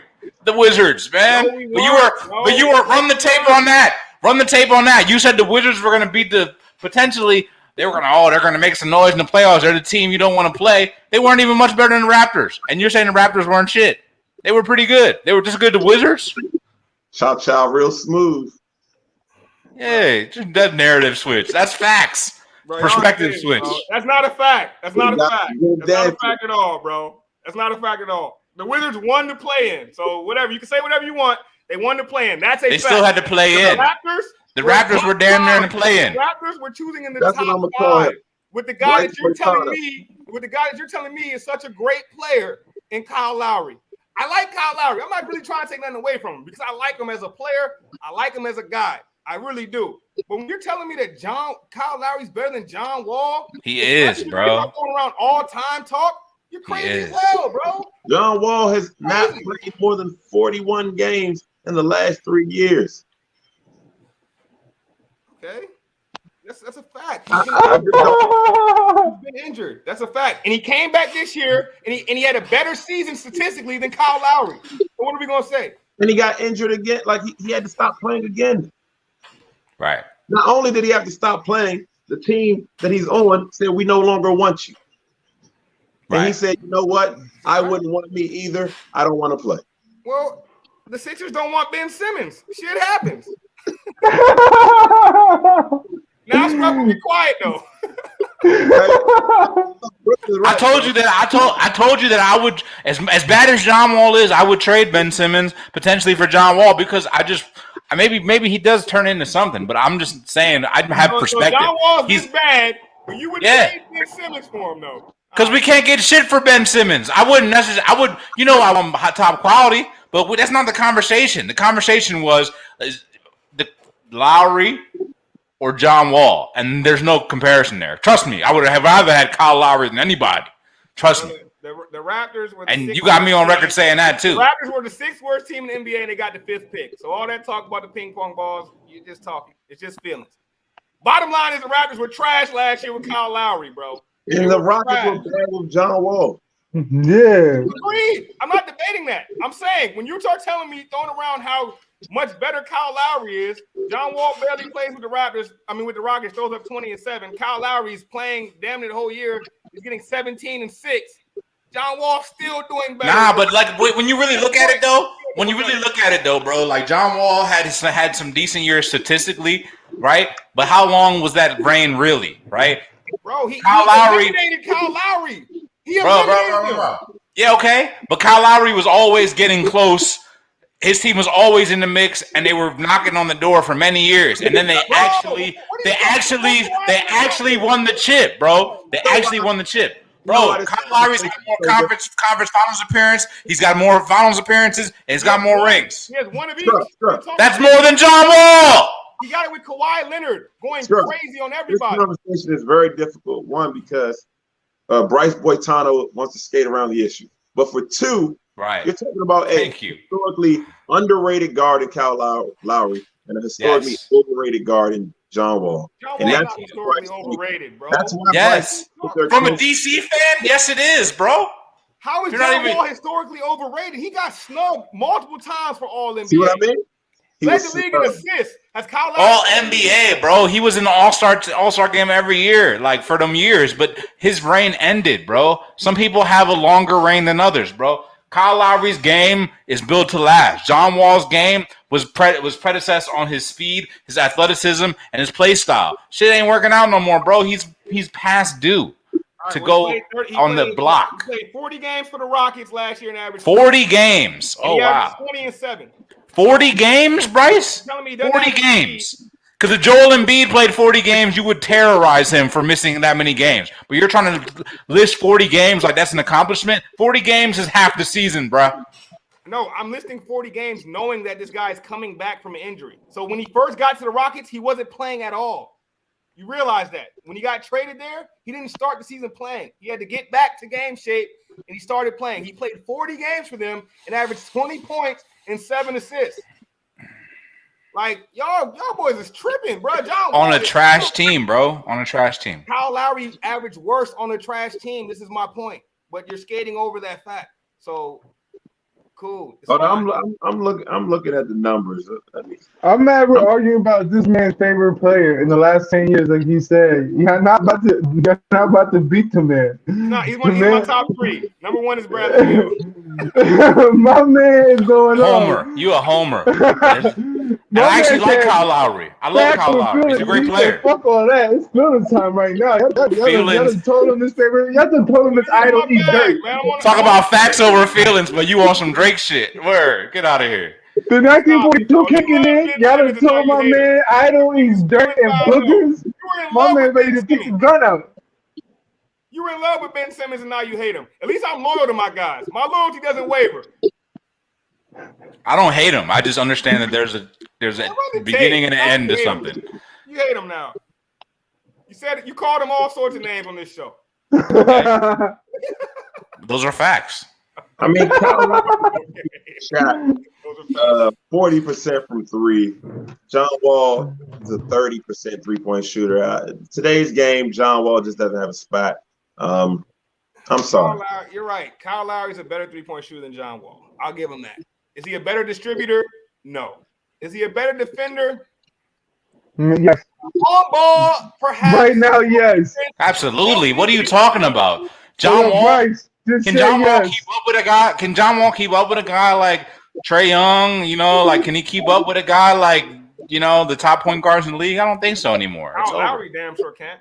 Kyle Lowry. Yes, Kyle Lowry's one of the better defenders in the league. Kyle Lowry on ball is always been a hell of a defender, but Yes. defense, you don't want him guarding a bigger guard. Who the hell gets help defense from your point guard, bro? It's the center and power forwards and big men that do the help defense. Have you ever seen the chase down block? Have you ever seen steal? If John Wall is the guy, Kyle Lowry's a dog. If John Wall is the guy you're claiming he is, because Kyle Lowry's going to go to the Heat, he's going to start. Like if John Wall is the guy you're claiming he is, he'll be on a roster and he will start, and they will match up, and then we'll get to see. But as it stands, John Wall has not done anything in the last 3 years to merit his contract and merit being the guy on the team. I agree with that. And that's a fact. It's only been due to unfortunate injury situations. And let me add this. Let me add this. He went 40 games at 20-7 clip. Let me add this though. Not only so, there's one thing about John Wall is that he's currently in a situation where he's currently overpaid as fuck. Right? Nobody wants to pay him that contract. But Kyle Lowry, not only is John Wall overpaid and they want to like dump him, he might even get his contract bought out, is how bad it is. But Kyle Lowry just signed a new contract. So not only is he worth his value and then some, he just signed his value up last season. No one thinks he's overpaid. Like he brought him in because he's a championship pedigree point guard. No one can say that about John Wall. I don't know why y'all doing this advice, yo. Y'all bugging. Y'all didn't call this idol a booger eater. Like you know, we're stating the obvious, but let's just keep it a buck. When Kyle Lowry was the guy and it was him and DeMar DeRozan, what did it amount to? You let me know. Eastern Conference Finals. Did it? I don't know if they made the ECF. I think they made the round before that. No, I think they made it to the Eastern Conference Finals. They made it at least to the Eastern Conference Finals. And then LeBron James came through and just dogged their shit out every time. I don't think they got Eastern Conference Finals, but I'll have to double check that. But I know it didn't amount to no damn championship. I know he got DeMar DeRozan shipped the hell up out of there. And they brought in Kawhi Leonard, who's an all-time great player and had an all-time great run. Hey, if John Wall was the point guard on that team, he would have got that same damn championship. And if you think not, you're crazy. You're crazy, bro. Stop it. Stop. It didn't matter who was on that team.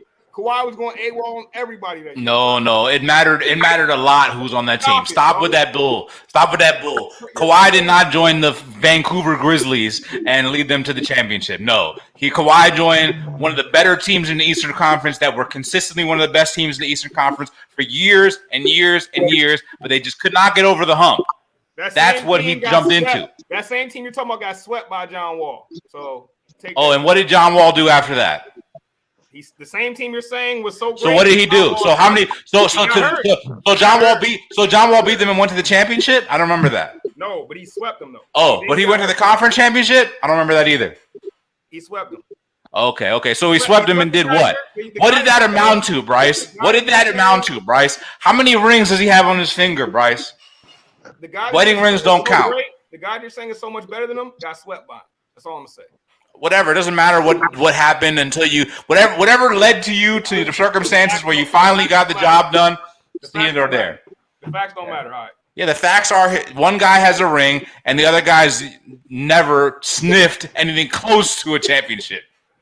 And the other guy hasn't sniffed one since, and never sniffed one before. Hey, I'll tell you what. If I had to put my money on who will be back in the championship or have a more productive career from this point moving forward, I'll put my money on Kyle Lowry a million times over. Lowry was so great. Don't you think Kawhi Leonard would have been like, I think I'm gonna stay here and keep playing with Kyle Lowry?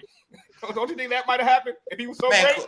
If we're equating his greatness to what Kawhi decides to do, that's just a dumb comparison because we don't even know what the fuck Kawhi feels or wants to do. We can't bank anything on his feelings. Well, no. Facts over feelings, right? So who gives a damn what Kawhi's doing? The facts are Kyle Lowry has a championship. John Wall has only produced good statistics and only for a short duration of time at that. That's crazy, bro. That's not true. That's not a fact.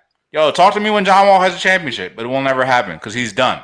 You just said something that's not a fact. John Wall had 8-9 seasons of great stats, bro. So I said that was a duration of time. You said a small duration. You said a small duration. That's not Kyle Lowry. The difference is Kyle Lowry is still playing at a high level, and John Wall will never make another All-Star game. John Wall played at a higher level than Kyle Lowry. John Wall will never play. Let me say two facts, okay? John Wall will never play another All-Star game. That's a fact.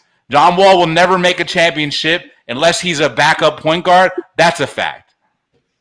Bro, John Wall played at a higher level than Kyle Lowry last season. That's all I'm saying. I don't think so. He played on the worst. He was the point guard of one of the worst teams in the NBA, and he only played 40 games. Kyle Lowry played 44 games last year. Okay, but he was better. Okay, exactly. We throw a fact at him. It's okay. Kyle Lowry is gonna. I mean, I'm gonna agree. You got a ring though. There.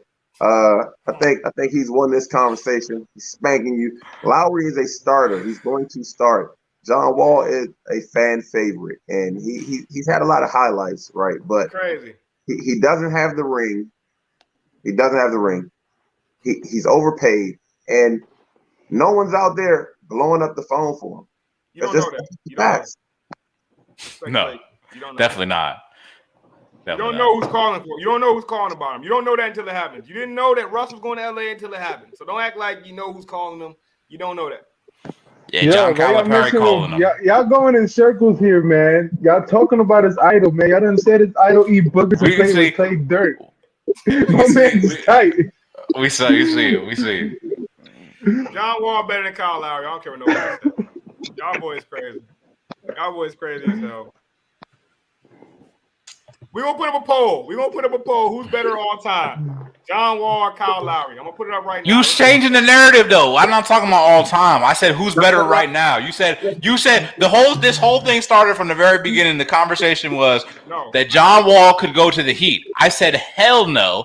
He's not going to go to the Heat because who's he going to start for? He's not starting for the Heat over Kyle Lowry next season. He was going to start for the Heat. I said that he was on a team like the Heat. That's my only point. I said John Wall and Jimmy Butler would be crazy. That's all I said. You said John. So he's going to be. It's not John Wall and Jimmy Butler. It's Kyle Lowry and Jimmy Butler. Okay. So John Wall would be great on the Heat in what, a Kendrick Nunn role, getting $37 million. Okay, all right, fine. But you made the point about Kyle Lowry's championships. Once you do that, now we're talking all time. So now I'm going to compare the two all time. Once you bring up Kyle Lowry's one championship with Kawhi. And if I'm talking about skill set right now.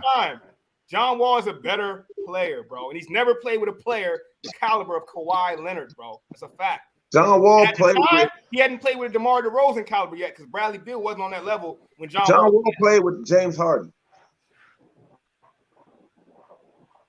Didn't play well with him. All right, bro. All right. James Harden said, "I gotta get out." He just told me he was Fat Suit James. He was trying to lead the Rockets before John Wall ever got there. James Harden trying to get off the Rockets. He didn't care to play on the Rockets, bro. It's a fact.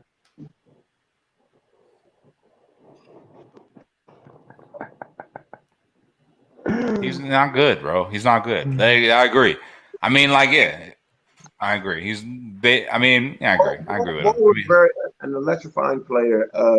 In my mind, he'll go down no different than Gilbert Arenas, a very talented player on teams that, they were just, they did all right. No, that's a fact. But John Wall was good for a little while. These teams have to have. If you don't have a superstar, a super duper star in this age and time, it's hard to win. It's hard to be on a team that's better than mine. If you don't have a Giannis, you don't have a Kawhi. If you don't have facts, man. Insert that player. And John Wall never played with one of those guys. Kyle Lowry got lucky because Kyle Lowry had a hell of a GM, Masai Ujiri, who got him a Kawhi Leonard, and Kawhi went in there and they did what it had to be done and got the chip, bro. That's a fact. Maybe. You put Kawhi with John Wall, and you don't think it would have been the same or similar result? You crazy as hell, bro. Yo, but you're talking about what ifs, bro. We playing in the land of what if. I'm talking about what actually happened, bro. Here's the facts. John Wall had 10 years of quality basketball that he played, but it's over. Player Lowry, probably the guy on my team, including Kentucky, 10 years. But Kyle Lowry is still going. Kyle Lowry's career, he's been in the league longer than him, and he's still playing longer. Measure it up. Look at the facts. Kyle Lowry's been in the league longer, and he has more longevity in the league. He's definitely been in the league longer, and he was not nice when he was first in the league. He was not the guy. He was nowhere near what John Wall was when he was first. It ain't where you start; it's where you finish. All right, buddy. John Wall, he'll Check be the finishing. stats, man. He'll be finishing not on a roster. Just check the stats. Kyle Lowry will be retiring from a team, and he'll retire a jersey. John Wall's going to end up being a free agent, unrestricted free agent, unsigned.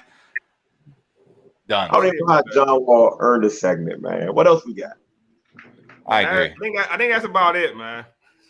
We done ran the time up tonight. Y'all want to talk Ja Rule and Fat Joe for a second? That's going on right now. That is, bro. I got Ja Rule all day. I got Fat Joe. I don't know what's going on, but I've seen Fat Joe don't got a chance against Ja Rule. You're bugging. You're bugging. Joey Crack, you're bugging. Fat Joe. You reverend for the poppies, my guy. I know what you're doing. Fat Joe has so much more longevity. You just talking about Kyle Lowry. Fat Joe has a feature or someone featured on his song since Ja Rule was popular. And every single year, Terror Squad. Everybody. Matter of fact, this is why I'm going with Fat Joe. I'm gonna just leave it here. Ja Rule's last good song, Fat Joe was featured on. What's that? New York. That's the thing, though. There's a lot of crossover. I didn't like this matchup. Ja Rule had another hit since New York, bro. Ja Rule had a lot of hits, bro. Think about Ja Rule versus Fat Joe is this. Fat Joe's not messing with Ja Rule. Y'all crazy, bro. I agree. You're crazy. Ja Rule creates his own vibe. Name 5 Fat Joe songs. I don't gotta name Fat Joe songs because he's on DJ Khaled songs. He's on Lil Wayne songs. He's a feature guy. Right. It doesn't matter. A versus, you can play your feature. Fat Joe's just a feature guy. He was on the Fat Joe was just on the track with a lot of guys that were really good, and Ja Rule actually made his own vibe. Ja Rule had an amazing run. Fat Joe never made his own vibe, bro. He stole Big Pun's vibe, and then he was riding on hella features. What? He didn't. No, he found Big Pun. But if Fat Joe, the one song Fat Joe will win with is Flow Joe. I'll give him that. Once he plays Fat Joe is on so many tracks, like Jadakiss and all that. All them real hip hop songs, but he's on radio, playlist songs. Bro, he's not messing with Ja Rule. If we're putting him in history, bro, I'll give the edge to Fat Joe because he's the founder of Big Pun, who is one of the best rappers of all time. He's like you find a guy like that, and you. Did you see Ja Rule last concert performance at a basketball game, and no fans was feeling him? Fat Joe still has it's all kids. They don't know him, bro. Ja Rule is a legend, bro. Ja Rule is a legend. Ja Rule got so many hits. He could give Fat Joe 3 hits and still win the verses. No, you can't. No, you can't. Bro, he got 10 hits with Ashanti alone. Fat Joe has like 40 hits. Right. I'm trying to tell you. Name 5 of them. All the way up, Lean Back, What's Love, Johnny Blaze. Including Lean Back. He's on Johnny Blaze. You just named Ja Rule song. Name 3 without including Lean Back. What do you mean? What's Love? Name 3 Fat Joe hits without including Lean Back. All the way up. Nothing can stop me. That's 1. Bro, he's John Blaze. Y'all can't even name 3, bro. You named 1 and it was all the way up. Make It Rain. Make It Rain. He's on everybody's song. That's not Wayne. That's not Wayne. No, it's not. But I said shout out to Wayne because we know who made that song. Right. All right. Yeah. The best songs that Fat Joe was on, he wasn't even the best on. That's why Fat Joe's not that good. His best songs, he wasn't even the best on. Ja Rule. Fat Joe's best songs, he wasn't even the best guy on most of them. That's a fact. FloJo is still one of my favorite rap songs. I ain't gonna lie. Like FloJo, I Make It Rain. Hold up. Like We Thugging with R. Kelly. What's Love? Bruh, he's on so much stuff, bruh. Like this is crazy. That's a good song though, right there. The joint with Chris Brown, the Another Round joint. That's a good one. I don't even know Another Round with Chris Brown. I never even heard it. It's all right. You would know it if you heard it. Bro, you couldn't name those. You couldn't even name 3 Fat Joe songs, bro. Hold up. He's on We Taking Over. You gotta look it over. You gotta look it over. You're looking it over. You're looking it over, and that tells you everything you need to know. Be real, bro. Fat Joe is not messing with Rule, bro. Bruh, as a singular artist, no, Ja Rule has way more hits. But as a just overall music industry legend, Fat Joe can run off tracks for hours and hours. Ja Cry. Rule Is can't he do messing that. with I Cry? Who? Does Fat Joe have anything that's messing with I Cry by Ja Rule? This is what you I don't don't know that know. song. Yeah, What? I don't think he has anything that's going to beat an I don't know. individual. I don't know that song. I Cry. What are you talking I about? Cry? When I cry, you cry, we cry together? Oh my gosh, bro. Y'all missed the whole era. You missed the era, bro. I know that song. I know Always on Everybody Time. knows that song, bro. I know Always on Time. I know Wonderful. I know, Put It On Me. Those are all great songs. Yeah, all that. Yeah, of Between course. me and you. I can name them. Off the top of my head. I know the vibe. Ja Rule created his own vibe. That's one thing I gotta give Ja Rule. He's created his own vibe. Hey, I'm And deferring to my not a lot guy of people are Ron doing once that. again. I'm deferring to my guy Ron once again. He's watching the battle live right now. Smurda. It's in the room. We all know Rome's opinion is worth about 2 cents. Wow. Yeah. That's Wow. My guy Ron be knowing, bro. I'm not listening to Rome. He don't be knowing about shit. All right. Hey, but you know what I do listen to, especially when it comes to fantasy football. Thank you. Big Yes. Shirley. I'm trusting Yeah. Big Shirley. And what she say? It's Not even close. T. Please let T know and help him out with his fantasy team this week too. Hold on. Thank God somebody in the household got some sense, man. Joe up. Yeah, right. All right. Keep wishing for that, buddy. Hey, it's like my guy 50 said. He said the fat boy said lean backwards in the club. Come on, man. Hold John drop, he ain't Like, even make a y'all be wrong about, dub. like every verses too, so pretty sure y'all went with Dipset. Yeah, I did go with Dipset. I did. That was unexpected. I wasn't on that episode, but I don't think so. Ja Rule is sweeping that, man. It wasn't going to be close. The only one that could have had a real battle with Ja Rule was 50, bro. It needed to be John 50. That should have would. Versus we needed. It would have been. It would have got ugly though. That's why they went with the good friends vibe. They didn't want the actual battle vibe because they brought Ja Rule and Ja Rule and Fat Rule is basically. I mean, Fat Rule.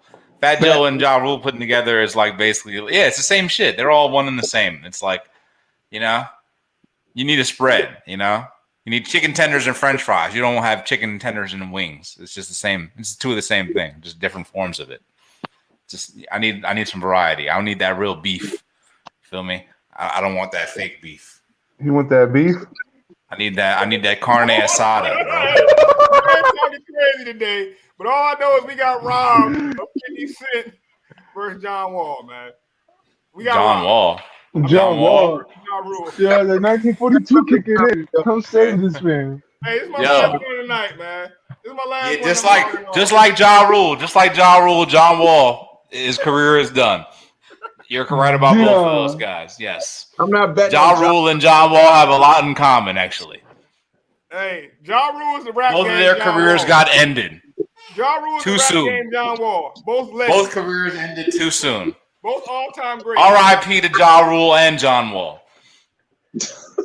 Fat Joe's threatening to play 50 Cent song. Oh shit! Yo, that's what we're missing. That's crazy. Ja Rule is one of the best. You talk about a guy that's underrated, bro. That's Ja Rule. And the crazy thing about that beef is 50 Cent came out talking shit about Ja Rule for singing, and then 50 Cent started singing. 21 Questions, Candy Shop, all them damn songs, bro. Really came in my man Ja Rule neck was singing to the ladies, and then started trying to sing to the ladies. It's not really about that. It's just about the fact that he ended his career. Debatable. I disagree, but What do you mean? Hey, well, you also said John Wall's career is still going, so maybe Ja Rule's is too. All right. I'm gonna take your opinion with a light of salt. You have a career to Bryce. nah, bro, because like the Ja Rule and 50 Cent thing, it was a lot more politics than people realize. Irv Gotti was going through things with Murder Inc. You know what I mean? There was legal battles going on at the same time. It was a lot of factors that held Ja Rule back. It wasn't just 50 Cent. But in the history books, you know what I'm saying? He got bodied. He got that beef. He did. Ja Rule got the better songs of the two, though. You ask me. No, he don't. He does. Ja Rule, like John Wall, had a good run. Ja Rule got better songs than 50 Cent. No, he don't. Yes, he There's does. No, he never. don't. I No, he don't know don't. about No, that. he I don't. don't know about that. No, I he don't know don't. about that. No, he don't. I don't think. I I don't think. could put you on mad 50 Cent's mixtape games, and he not touching that shit. I'm Yeah, here. I don't think Ja Rule. Ja That's Rule can't touch the. He can't touch the Get Rich or Die Trying. if you outside Crazy. of bodega, Crazy. you could play Ja Rule at a wedding. You could play kind of like the Drake. You know what I'm saying? You could play him anywhere. Ja Rule got way better songs than 50 Cent. 50 Cent No, songs he are not don't. timeless at all. If you throw on Candy Shop right now, Yamas is walking out.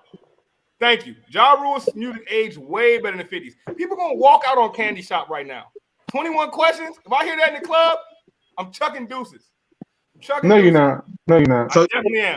you don't want him You running. drinking some 1942, got a little shorty with you. Nah, you You go on with the your. I vibe. love you like a fat You kid. gonna sit there. You ain't tucking no deuces. Hey, look, G, it's gonna take a whole lot of 42 though. No, it's not. It's gonna take you 2-3 shots, bro. You hit with her. You get your little dance him. La, la, la, la, la. And that shit come on. You look her in her eyes. You stare. You hit her with that greasy look. Like, yo, damn, what's You come going, on right mommy? now. Let Between Me and You come on right now. Me and my shorty, we dancing right there on the Baby spot. girl, put it on me. That don't do rank though. Y'all crazy, bro. Y'all rule better than 50. That's why 50 didn't want to get on that stage with him. 50 ain't want that smoke. The conversation. That's how you know You're Ja not about to Rule's talk better. about my dad like that. You're not about to talk about my big homie like that. We about to fight. You're about to talk about 50 Cent like he don't want no static. You crazy. My man want all the smoke. But to this day, my man calls him a punk bitch. What are you talking about? The only song of 50 I can listen to this day is Many Men. That's it. Many man. Nah, I mean in the club, bro. No, I'll never play in the club again. Unless it's somebody's birthday. It was actually playing at your birthday the other day. If it's somebody's birthday, you can play that. It was literally playing at your birthday. It was one of the DJ's premier songs. They were like, "This is Bryce's birthday. We're going to play this song." They played it. They played it at your birthday. That's literally what I said. It's literally what I said, though. The DJ almost got beat up for his play selection. Bryce ain't can't have no problems with it when it was playing. He was bouncing with the rest of us. I literally said, if it's somebody's birthday, you can play in the club. Go, That's shorty. It's the only time you want to hear that song. And it's because it literally says, it's your birthday. Nah. That's a good I don't song wanna hear that overall. shit. Nah, the No other part, cap. there's a lot of good parts of that song though. My flow, my show brought me the dough. That brought me on my fancy things. Your birthday is a trash song, bro. Let's be honest. Many Men is the only song from 50 I play to this day, bro. Nah. You know, it's You another don't good play song. Basically Rated? Nah. I don't know what you're talking You know what I'll about. never play again? Piggy Bank. Nah, you know what's a good song You though? crazy. That shit was hard. Oh, I stay high all the time. I'm off that good shit. Piggy Bank was hard. Come on, G. G. Nah, G tripping now. Clickety clank. Clickety clank. Come on, G. Come on, G. Clickety clank. Just how I tell you, John Warren ride or die, I'm gonna ride or die for 50 Cent. Like, that's my dog. That's my dog. I'll take a bullet for my man. I respect the loyalty. I'll take a bullet. Like I said, Dabo got shitted on. Then the bank shitted on him. Then Tony Yayo shitted on him. And then the game, I ain't gonna say the game, but he got shitted on by Tony Yayo. That's how you know that man's over with. I don't want to hear that shit. Yo, you know what? Nah, I'll take it back. I will still play that joint with Game and 50. From the How We Do? That's a great song. How We Do. You can still play How we do. And that's because the game. That's really because of the game. The game really killed that joint. Really because of the game. That's really another conversation. Ja Rule probably one of the greatest artists to ever touch Def Jam. Besides Jay-Z, then yes. Jay-Z, DMX, Yeah. Ja Rule, LL Cool Definitely J. top five for sure. No, he was supposed to have a tape. He was supposed to have an album with him, Jay-Z, and DMX. Like, Yeah, but they started beefing. Remember that? Yeah. But that's how great even Hov recognized him as. Like, come on, bro. Rule was that dude, bro. It's no question. That's what I think about that opinion. Disrespect. Fuck all of that shit. I don't give a fuck. Shout out to Murder Inc. though, man. They had a nice Nah, game. fuck Murder Inc. They can eat dick. You heard all that shit. It's G Unit until we die. You heard? Straight like that. G, damn, G, you going kind of hard over here, man. Yeah, I don't give a fuck about no Murder Inc. Like I said, I'm a G Unit fan until the day I die. I don't listen to no Ja Rule, bro. That shit not getting played in my car. G goes to sleep in a G Unit white beater. You feel me? With the do rag on, you feel me? All that shit. I'm in You got there, G Unit tank top, this top drawer, just ready to pull him out. bro. I still got a pair of G Unit sneakers in the back of my closet. It's got to look for them shit. Come on, man. G Yeah, Unit you sleep. bugging. Tank top and everything. Poppy out, you heard? With the fan blowing. I'm feeling real poppy right now. Hilarious, man. Hey, I'm still gonna give it a job, but I mean, don't get me wrong. 50 was like that guy where it was just like he just ran the moment so hard, bro. Like it was undeniable when it was happening.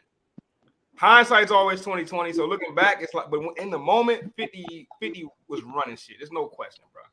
Like that. My thing is like, I remember that summer when he had that video.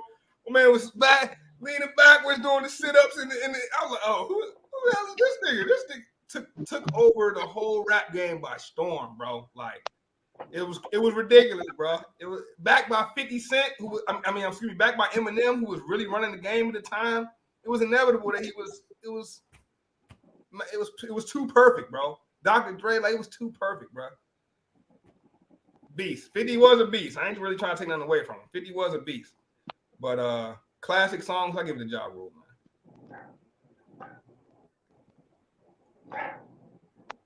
I'm gonna say no.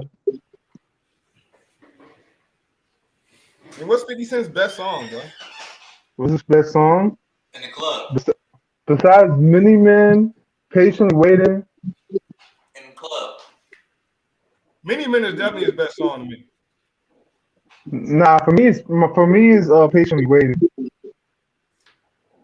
Because he's in a song with Eminem that they went bar for bar, and none of them overlapped each other. Like where they were like, "Yo, they're tie for tie."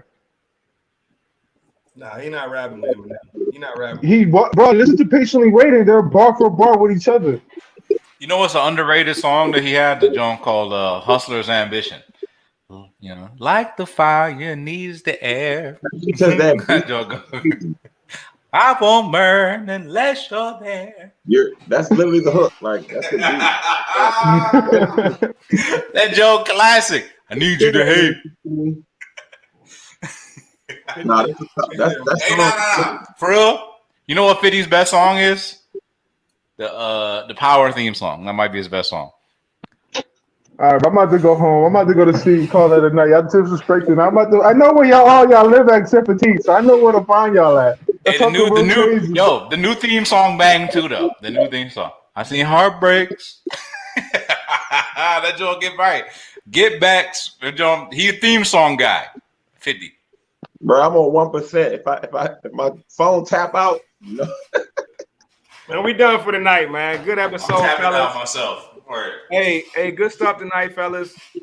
Anybody that's watching, make sure you follow us at Good Ass Sports. It's easy to spell, it's easy to find. Look us up on all social medias. Look us up on YouTube, Gas Sports Network. Download the Gas Sports Network app. My man G been in the gym. Nah, I'm saying show him the tap. My man believe about it. Yeah, that's about it right there. Tat gas on you, we know it's real, man. I don't even got no tats, but if I do, gas gonna be my first one. Shout out to the whole Gasaholic family. We appreciate everybody watching. Y'all know how we end every episode, fellas. Sports for the culture. Sports for la cultura.